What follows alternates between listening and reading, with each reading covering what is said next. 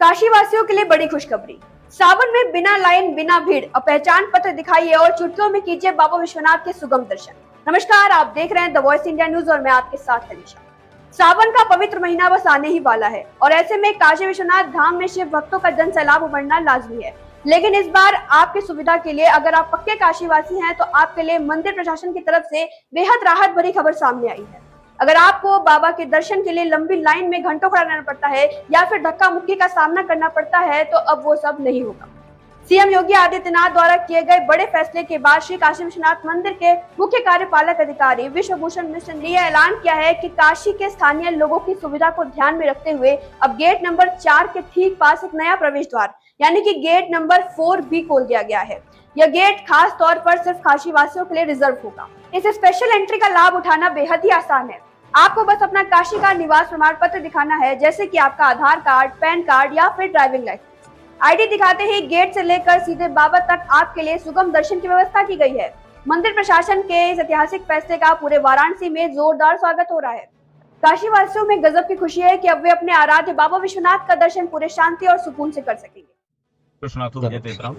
श्री काशी विश्वनाथ धाम में श्रावण मास बहुत ही महत्वपूर्ण पर्व होता है। वर्ष 2024 के बाद से जो एसओपीज हम लोगों ने फाइनल की हैं, वर्ष 2022 और 23 जो धाम के लोकार्पण के बाद के 2 वर्ष थे, उनकी भीड़ की संख्या को देखते हुए वही एसओपी हमारी बहुत परफेक्टली चली है। पूरे जो हमारा कुंभ का प्रवाह था, इसके पहले श्रावण मास रहा, महाशिवरात्रि रही, उसमें भी उसका प्रयोग किया गया और बिना किसी भी अनटूवर्ड इंसिडेंट के, बिना किसी अवांछित घटना के सारे पर्व संपन्न हुए हैं।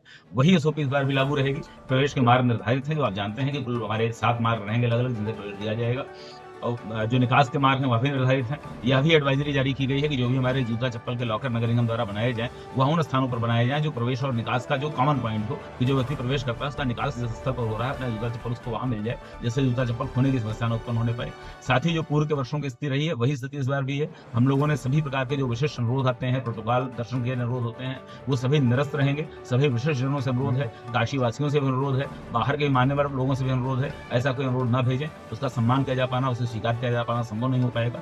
साथ ही जो दूसरी एक इसमें समस्या रहती है, श्रावण मास के भीतर स्पर्श दर्शन को लेकर लोग बहुत ज्यादा उतावले होते हैं, तो स्पर्श दर्शन उसमें पूर्णतः प्रतिबंधित रहेंगे, किसी का भी नहीं होगा। अगर किसी समय भीड़ कम होती है, उस समय अगर कोई स्थिति बन पाती है तो निश्चित रूप से मंदिर न्यास भक्तों का, श्रद्धालुओं का उस समय मन रखने का प्रयास करेगा, लेकिन भीड़ के समय किसी का भी इस प्रकार का अनुरोध स्वीकार नहीं किया जा पाएगा। तीसरी एक जो अपील हम हर बार जारी करते हैं कि श्रावण मास में कई बार लोग सोमवार के दिन विशेष रूप से व्रत रखते हैं, उपवास रखते हैं, बिना कुछ खाए पिए घर से चलने का प्रयास करते हैं। तो आपसे बहुत अनुरोध है, बहुत श्रद्धा के साथ अनुरोध है, महादेव का स्मरण करके घर से खाली पेट ना निकलें, फलाहार का कुछ ना कुछ जरूर ग्रहण कर लें। खाली पेट रहने से कई बार व्यक्ति फेंट हो जाता है, यहाँ बेहोश होने की समस्याएं होती हैं, स्टेशन पर उनको ले जाना पड़ता है। तो अपने स्वास्थ्य के साथ समझौता ना करें। भगवान शिव आनंद के देवता हैं, आप आनंद में रहें, आनंद पूर्वक यहाँ पर आएं। धाम की तरफ से यहाँ पर ग्लूकोज की, वायरस की, पानी की, पेयजल की, सूक्ष्म जलपान की सारी व्यवस्था की जाएगी, मेडिकल की सारी व्यवस्था की जाएगी।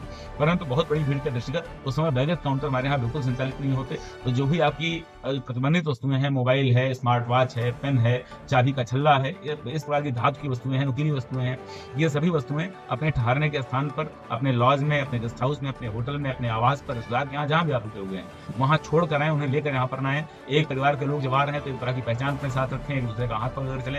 हालांकि खोया पाया केंद्र बनाया जाएगा, लेकिन कोई असुविधा उत्पन्न न आए, इस नाते हम लोग पहले से यह अनुरोध करके रखते हैं। सोशल मीडिया के माध्यम से, मीडिया के माध्यम से बार बार इसका प्रचार प्रसार भी निरंतर अब से लेकर सावन प्रारंभ होने तक किया जाएगा।